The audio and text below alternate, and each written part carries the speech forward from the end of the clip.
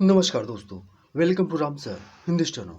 दोस्तों, आज का Dainik Jagran editorial dictation 100 WPM से स्टार्ट होगा 5 सेकंड बाद।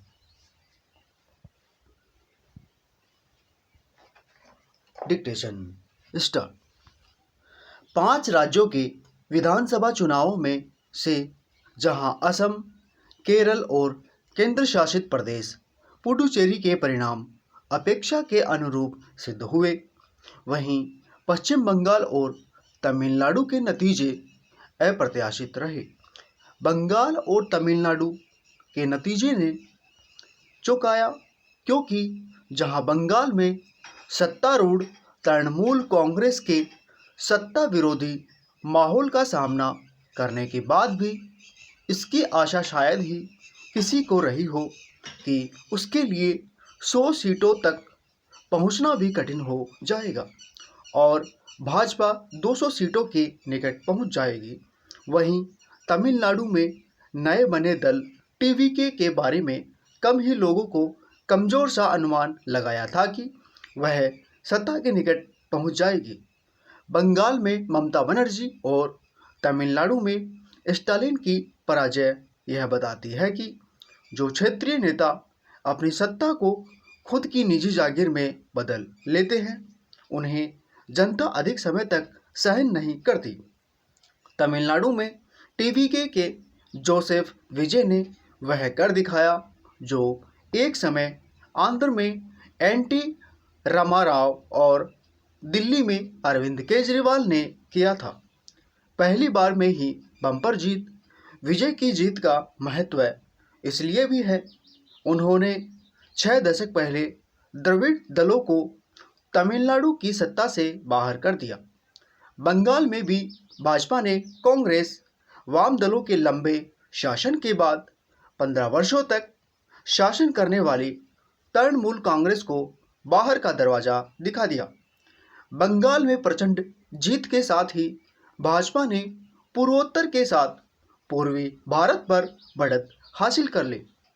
बंगाल में जो राजनीतिक लड़ाई कांटे की मानी जा रही थी, उसमें भाजपा की इतनी बड़ी जीत यह बताती है कि ममता का शासन कुशासन का पर्याय बन गया था और मुस्लिम तुष्टीकरण की उनकी राजनीति एवं बांग्लादेश से होने वाली घुसपैठ की गंभीर समस्या की अनदेखी ने बहुसंख्यक समुदाय को भाजपा के पक्ष में एकजुट करने का काम किया।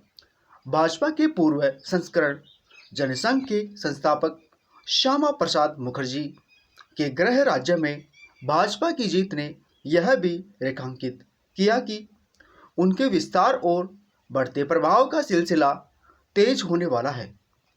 इस जीत ने प्रधानमंत्री मोदी के साथ गृह मंत्री अमित शाह के कद को और अधिक बढ़ाने का काम किया। 2026 की भाजपा वह नहीं जो 2024 के लोकसभा चुनाव के बाद निस्तेज दिखने लगी थी और कांग्रेस समेत अन्य विपक्षी दल यह प्रतीति कराने लगे कि अब उनका नंबर आएगा। निसंदेह अब बंगाल में भी डबल इंजन सरकार होगी, लेकिन इसके साथ ही भाजपा के सामने यह चुनौती भी सामने आ खड़ी हुई है कि वह राज्य की जनता से किए गए अपने वादों को प्राथमिकता के आधार पर पूरा करे और इस राज्य को राजनीतिक हिंसा एवं घुसपैठियों से मुक्त करने के साथ फिर से पटरी पर लाए। 5 राज्यों के चुनाव नतीजे इसलिए भाजपा का अतिरिक्त उत्साहवर्धन करने वाले हैं, क्योंकि उसने असम में तीसरी बार कहीं बड़े अंतर से जीत हासिल की। इसके साथ ही केरलम और तमिलनाडु में भी अपने लिए कुछ जगह बनाई। पुडुचेरी में उसके समर्थन वाली सरकार का फिर से बनना भी कम महत्वपूर्ण नहीं, क्योंकि वह असम के साथ यहाँ भी सत्ता विरोधी माहौल को दरकिनार करने में सफल रही। ऐसा न तो बंगाल में ममता कर सकी, न केरलम में विजय और न ही तमिलनाडु में स्टालिन। कांग्रेस इससे प्रसन्न हो सकती है कि केरलम के रूप में एक और राज्य उसके हाथ आ गया है।